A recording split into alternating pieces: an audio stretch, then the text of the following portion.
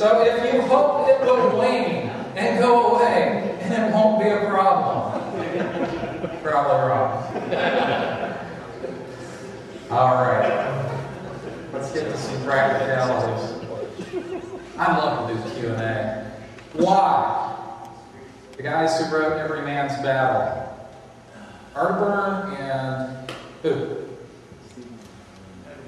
They throw it down strong immediately with this verse. And the tradition of the Waterboyz to put ourselves in a position for God to speak to us through His Word, I want us to sit in silence and ask God to speak to us from this passage. Read it to yourself.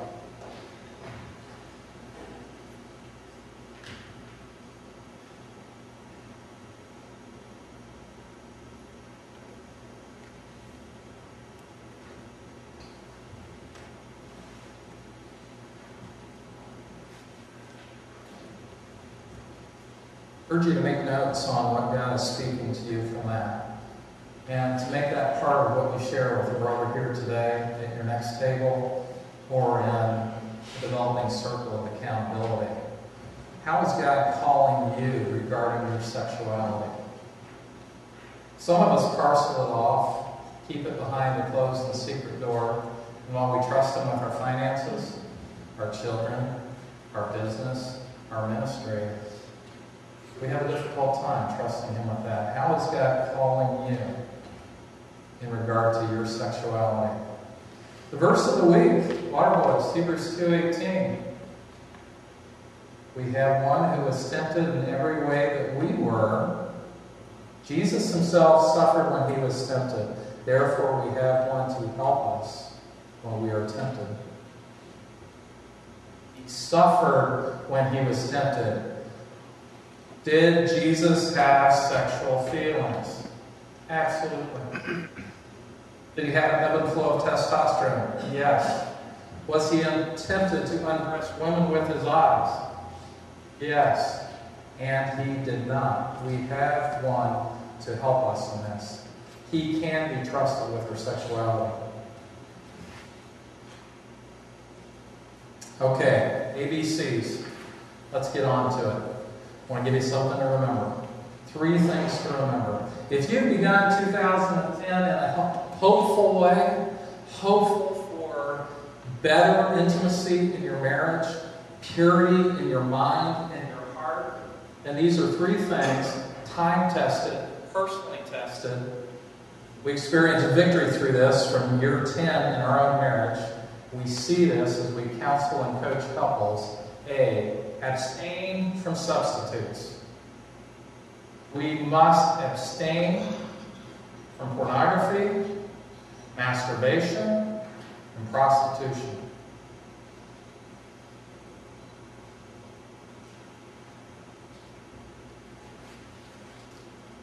I almost didn't put prostitution on there.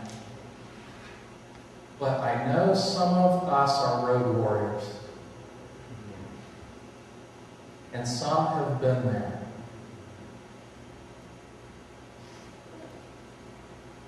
Pornography, masturbation, prostitution. And what about in our own minds? What about the stories that run? What about the stories you've read, the scenes you've seen? What about the R-rated movies? I'll tell you what, I have to get more and more prudish to keep the launch sequence from starting in my own mind. I was in a friend's basement in his workout room recently, and he's purchased this big HD screen.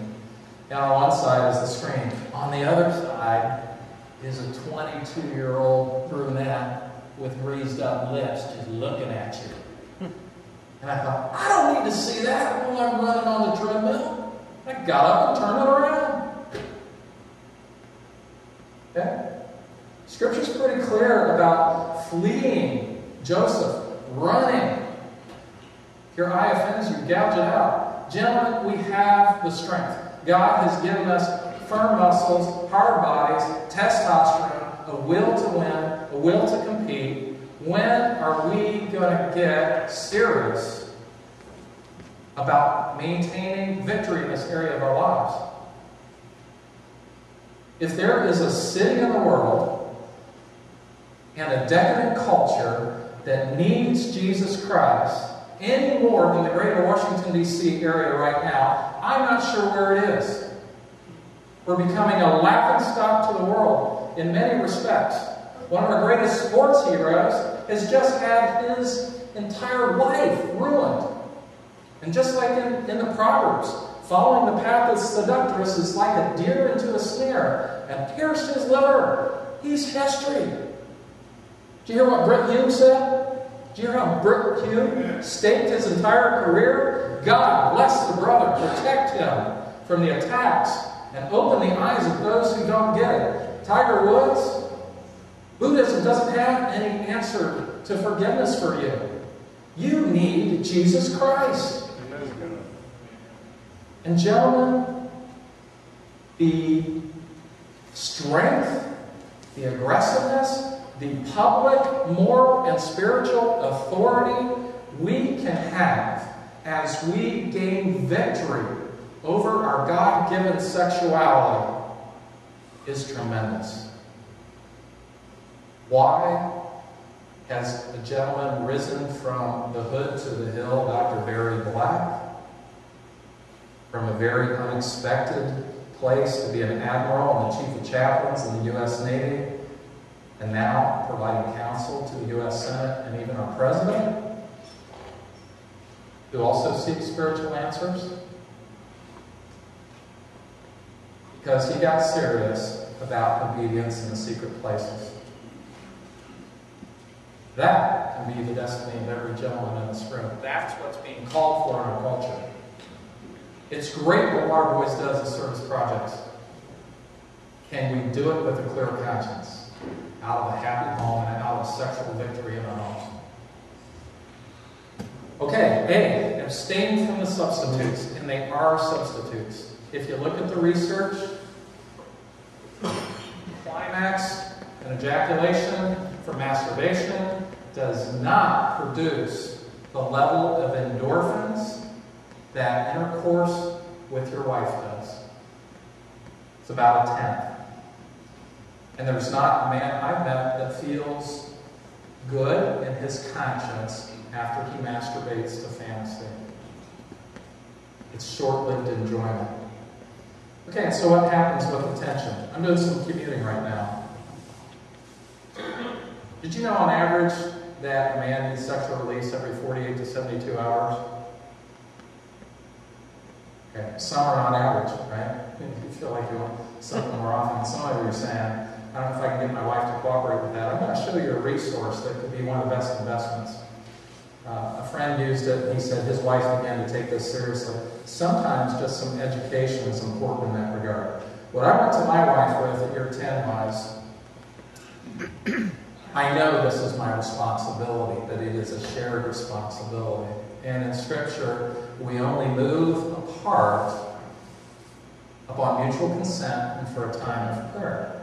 I need your help to be pure. I need you to take this seriously with me. And I need to know what I need to do to have the door open to a good sexual relationship in our marriage. Okay, there's your part, there's her part. We'll deal with the women at a different time. Have some ideas about that. Our part is to practice the ABCs, to abstain from the substitutes, and B, to learn how to be nice to the girl. I believe with this strong buzz of testosterone, this frequent desire to remind us to be nice to the girl.